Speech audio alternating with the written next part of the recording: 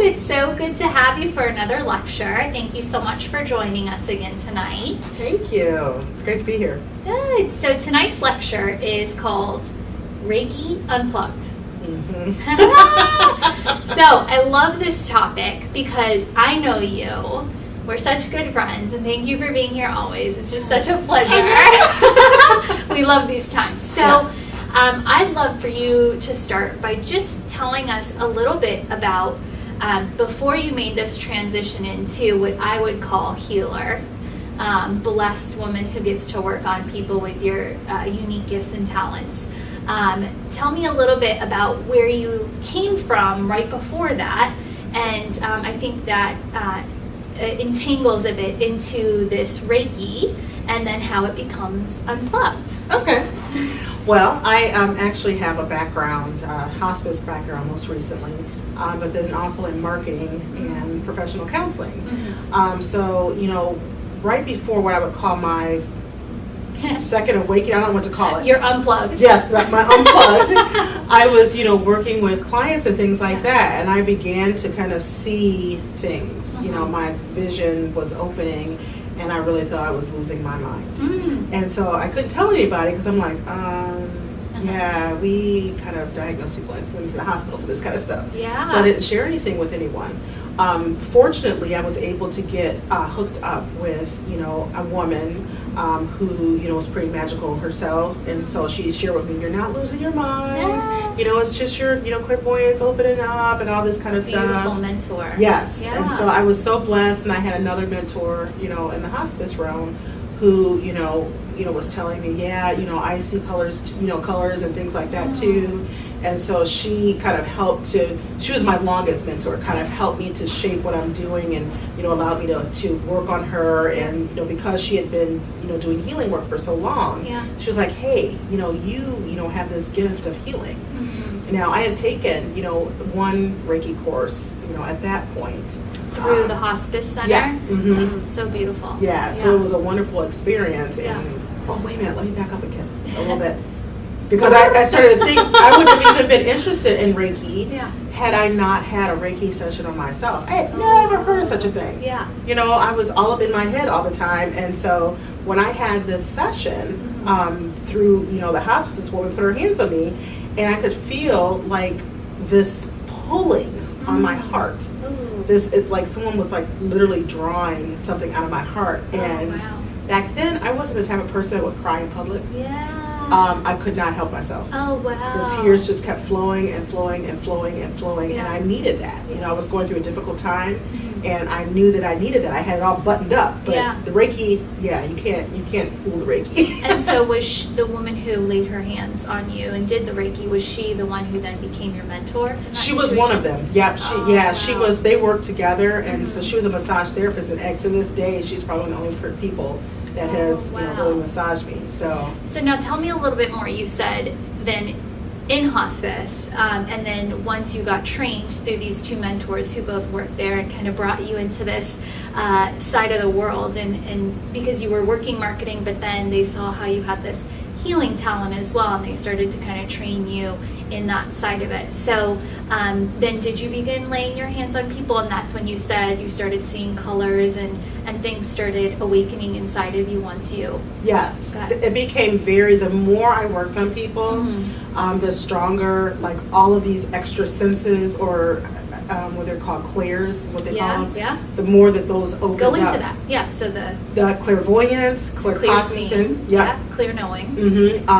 Clear audience, clear hearing, clear cognizant, clear knowing. Yeah. Did I say that right? Clear sentience is sensing, feeling. Yeah. Yes, and that I had very strong was the clairsentience and the clairvoyance, because as I would work on people, I would feel things in my body first in the beginning parts, of my journey there. Yeah.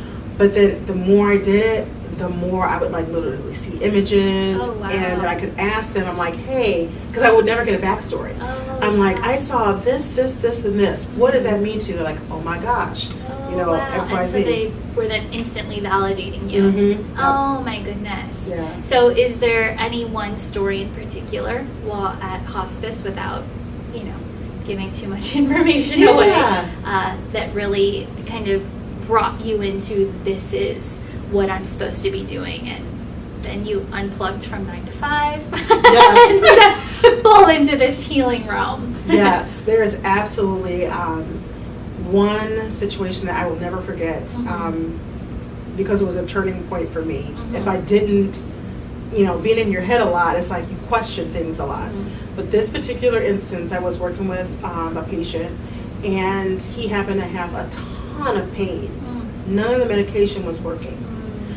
He couldn't even have blankets on him or anything because he was in that much pain. Oh my goodness. So I had to come in. They said, and then by this time I was working with the crystals too. Yeah. So I brought the crystals, and they're like, hey, we don't know what else to do. Yeah. This man is in a lot of pain, and we're just trying to get him comfortable. Yeah. And so I said, okay, so you cannot touch him. I'm like, all right, I won't touch him. You cannot play anything. Okay, I won't do anything. Wow. I put a crystal at his feet and one at the head of his bed. Oh, wow. And then I started to do the Reiki, or, that kind of laying hands.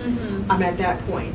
And I closed my eyes. It was so interesting. I closed my eyes, and I remember seeing like this, like light. You know how when you are in the dark and your eyes are closed and someone turns on the light, you can see the light through your lids? Yeah. Well, that's what happened in this room. Oh, wow.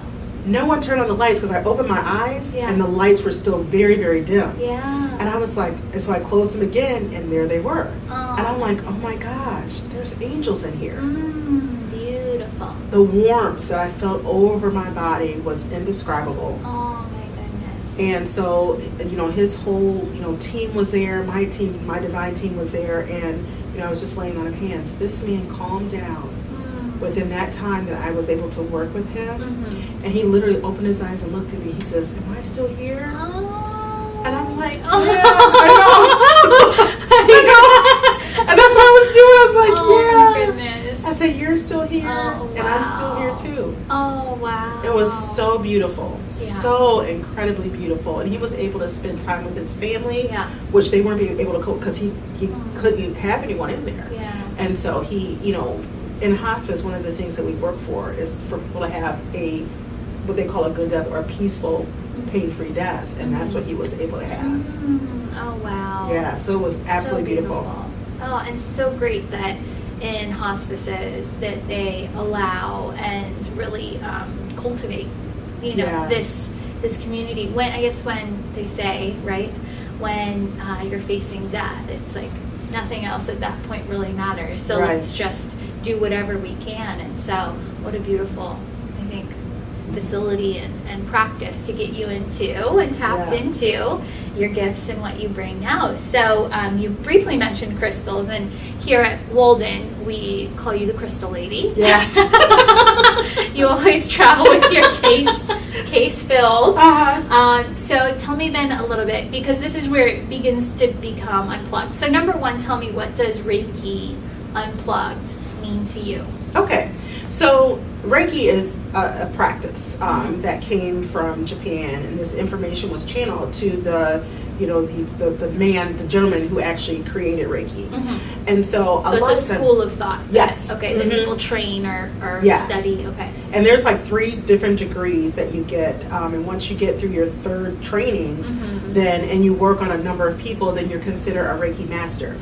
Now with Reiki, there are symbols involved, and all those symbols have power to them. And so after having gone through all those trainings, I tried everything in my power to remember those symbols. Yeah. And mind you, my mind, I can recall information from like years ago. Years ago. Yeah. Could not remember those symbols for anything in the world. Yeah. And so I'm like, okay, well, wait a minute. And it just dawned on me, I'm like, you don't need to remember the symbols. Yeah. You know what I'm saying? You're a conduit. It's going to come through anyway. Yeah. And so it's one of those things where Reiki Unplugged came from, is to reassure those other people who are healers and who are not necessarily dialed into a school of thought, to know that the power is still there. Yeah. They're still doing the work, and they're still the conduit. Yeah. So there's a concept in different spiritual circles where when a specific school of thought doesn't necessarily work for you on all levels? Because it sounds like you took some amazing things away from Reiki, but then there were some things that you didn't. So tell me a little bit about that, in how people can start to find their own modality and how you started to find, because as we know you here at Walden, you infuse everything from doing crystal grids on the body to handwork and just being an open channel. So tell me a little bit about your process in finding and attuning to this Reiki Unplugged, as you kind of initially called it, to step out of that school of thought world. Yeah. Well, I've full disclosure, I've been one of those people who like to break the rules. So it's kind of like you, right? you. I allowed myself to do that because I'm like, if something doesn't, and this has just been something ever since I was a little girl, if something didn't sit right with me, I'm like, okay, that's not for me.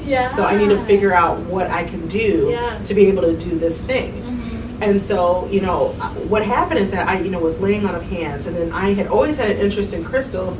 Never really knew that crystals had any kind of healing properties to them until I personally used them.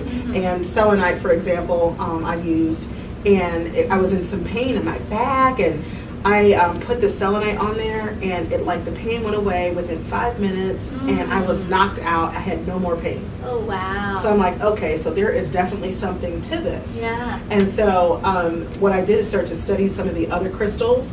And some of the information, I read in books. Some of the information, it's like I would touch them and I would just know. It's like I would be intuitively drawn to specific crystals. And so that's how I started to incorporate them into my healing practice. So when I work on a person or do like a grid or laying crystals on, I don't say, okay, this particular crystal is for this chakra. This particular crystal is for this chakra. It's never like that.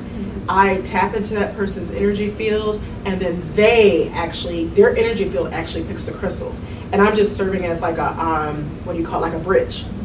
And so I go over and I pick the crystals, and even their energy field tells me where it needs to be on their body. So I lay them down like that. So when you say you tap into somebody, so break it down, because somebody who has Reiki training, or somebody who has kind of played, or even like you said, I had a Reiki service and I felt so much power in that. So tell me how then, from learning something or having a school of thought, now you say you jumped into, now I can tap into the field. So how did that transpire? How did that start to become a part of how you do your work? Sure. Well, so how do you tap in? Well, honestly, we're all connected. Okay, and I know people hear that, but it's very much true. Growing up, I would have these deja vus. I would think about a person, and they would just like immediately show up in my life. I would, think about a thing or see something, and just all of a sudden, how you see like a red car, and then all of a sudden, all these red cars start showing up. The green light and the red light. Yeah. It's that kind of thing. And so what I would do, because like I said, I started off clairsentient. I would literally feel into a person's energy field. So if I'm like next to you, I can, and you're open. I don't ever like kind of go in, and say, hey, I'm going to tap into your energy field. I don't do that. I just don't do that. It makes me sleepy if that happens or whatever. Anyhow, so I would be next to you and you're open, and so I would just literally connect by just kind of, I always say a prayer. And just to allow, and so what it is that I'm opening myself up to be a channel for your energy. So that opening just allows all of what's going to come through. So I get information from divine, and then I get information from you, and it's like this whole mix of things. And that's kind of. So every time you said open, I saw you stay right around here, and you and I joke, we do this and we do this. And there is such different meaning. So give me these. What's this mean to you, and then this? So this is my heart opening. It just opens so wide, and that's how I'm able to connect with a person, because it comes through my heart first. This, when I go like this is like the divine. So I'm like, shh. And divine is like so big. It's like there's a whole team. It's not just one person. I mean, you Yeah. have an entire team with its angels, ascended masters, God, Jesus. There you have a team. Yeah. Deceased loved ones. You have a team of people who operate on your behalf in the spiritual realm. Mm-hmm. So when I go like that, that's what that means. So it's almost like. So are you here? Do you feel like you have to be here first? And you said, I say this prayer. Mm-hmm. And so, because I think you even did this. So Yeah. as I read your body language, it looks like by saying this, so to tap in, it's like I say this prayer and then I open because I'm in my heart center. Yes. And then I'm able to do this. Yes. Yeah? Absolutely. Oh, beautiful. I never, people ask me, I actually, when I say that to people, I said, I bet you they wonder what that means. Yeah. But I I've tap never in. been asked. I tap in. Yeah. They're like, tap in, what do you mean? I I'm like, feel. right. Tap into you. But that's definitely how it works. It like puts me in just alignment with their field and divine. It all like it just works with one another. So if you were to give somebody, if you were teaching somebody right now on how to find, because that's what you do with this Reiki Unplugged, how to find their own voice Mhm. in this realm. So what would be your guidance? What would be those, maybe the steps or however you want to put it? Okay. I would tell them to just get still. And, I don't tell them to empty their minds and things like that. That's kind of hard for some people. Mm-hmm. I just tell them to get still and then just really, I put their hand on their heart so that they can feel. Because when we put our hands on our heart, it reminds us to be in our heart. Oh yeah, I just instantly, there's this softening and almost this coming into the body. Yes, Mhm. yes. And so I have them do that first and just feel what their heart feels. And sometimes people need to put their hand on their belly too, because there's like a channel between the heart and the gut. So people need to kind of put them at both spots just to get literally in their body. Most of us walk around outside of our bodies. So that's a way to get us grounded. And then once we do that, then when they're going to, some people actually, when you're doing a session, a hands-on healing session, a lot of the energy is channeled through your hands. So when you're connected like that and you're opening up, it like kind of opens up this way and you allow divine to come in and guide you. Because that's literally, the power, if you will, does not come from within us. We do have, power and things like that. We're able to create and all those kinds of things, but it's not, in us. When we are starting to use our own juice, we run out of juice.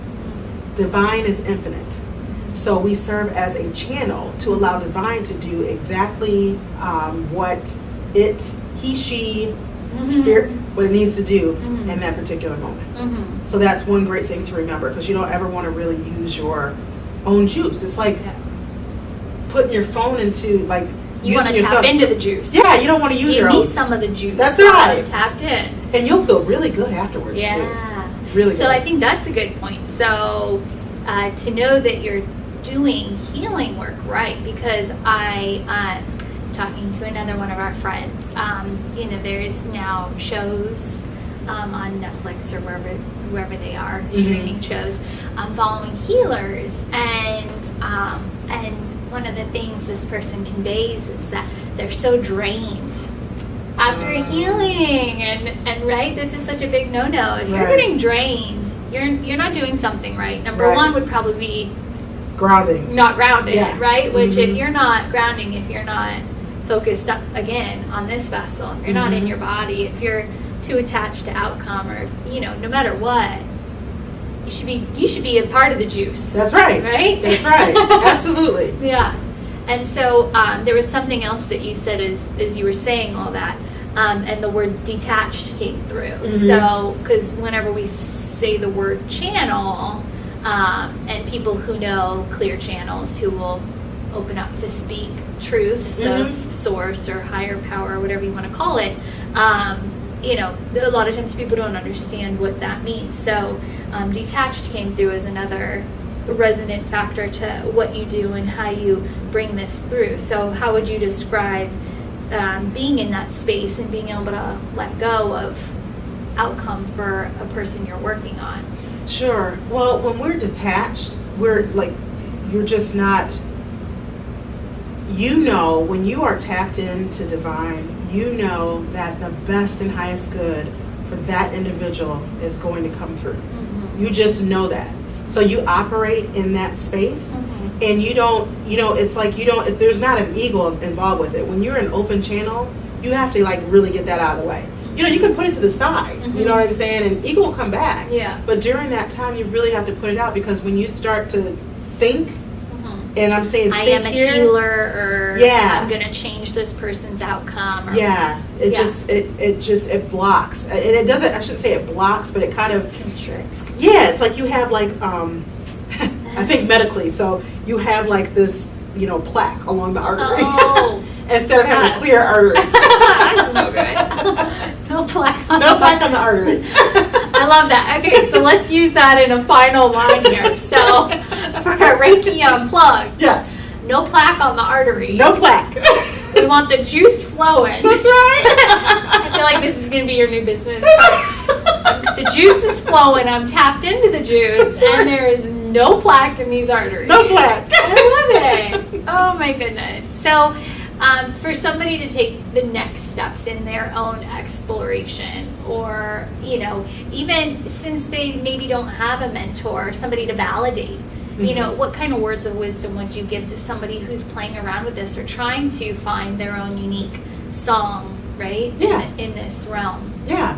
I would say to pray. I mean, initially, that's where you're going to get, whatever you look at as a higher being, because there is a higher intelligence, a higher power. Yeah. You would just pray Yeah. and ask for guidance, okay? And so then, once you pray and you ask for guidance, those are two things. You be open. You say that you're ready for that guidance. Yeah. Be open for it, and then watch the signs as they come, Yeah. because they will. You'll, whether it's numbers that keep repeating themselves, whether it's a particular song that keeps coming through, whether it's an animal that shows up, whether it's dreams, you will always get signs. Yeah. And if you're like dense, like I used to be, I'm like, okay, God, you know who I am. I need some extra help because I'm hard-headed. You have to really let me know. And so, Make this clear. make it very clear. Yeah. And so it was very Yeah. clear. It was nothing that I could deny. So that's what I would say, sir, before you even introduce crystals, before you even introduce, a healing modality at all, you have to first, kind of be in that space yourself. So that would be my recommendation. Get into the body. Find that prayer that resonates with you. Yeah. Because there's so many prayers. I mean, Oh, you yes. could say your prayer out loud. Yeah. And I'd say mine. Yes. Let's do it. You Okay. say it. What's yours? What was maybe your first one, or the one you... Well, there's a couple of. So when I first started, I'm like, okay, God. Yeah. I would literally, I have conversations with God Yeah. just like this. I'm like, okay, God, I ask that you just open me up to whatever needs to come through Yeah. for this, I would say the person's name. Yeah. And just I ask that you call in their divine team and my divine team so we can work in unison for their best and highest good. Yeah. If there's any information that needs to come through that I need to share with them, please make that clear to me so that I can share. And I say, I'm a Christian, so I say in Jesus' name, amen. Because Jesus is like always, that's one of my, he's always master there. teacher. Yes. Yeah. Every single time he's always there. So my first one, because I was raised Catholic, and when I was told to pray, to, center ground, whatever you want to say praying does, I didn't know. I didn't know anything. And so I'd start saying the Our Father, because it's all I knew. Yes. It's what I was raised with. Yes. And when I went through confirmation, and so it was the Our Father who art in heaven. And I'd literally say that until... I love that. Well, until I started getting comfortable with myself, right? So there's no wrong, but by doing that, I was creating a pathway. That's right. A pathway to the stillness. That's right. And the stillness and Yes. the authenticity. Yeah. I Yeah. love that. Oh, wonderful. So start. You don't have to know. You don't have just, feel, right? Yes. Feel into it. And when you take a class on Reiki, or when you get a chakra treatment or a crystal treatment or whatever these modalities are, use it and know that these could be stepping stones. Yes. Right? Absolutely. It doesn't have to be the end all be all. there's going to be pieces and parts, and I think in this new energy, this Yes. is a lot of what's happening. We're all collectively co-creating these really unique, interesting ways to be in the collective, That's right. yet have our own unique signature, which is why we're human. That's right. Yeah. That's right. Oh, well, That's a thank you beautiful so thing. much. Thank you so much for having me. This has been great. Reiki Unplugged. Yes.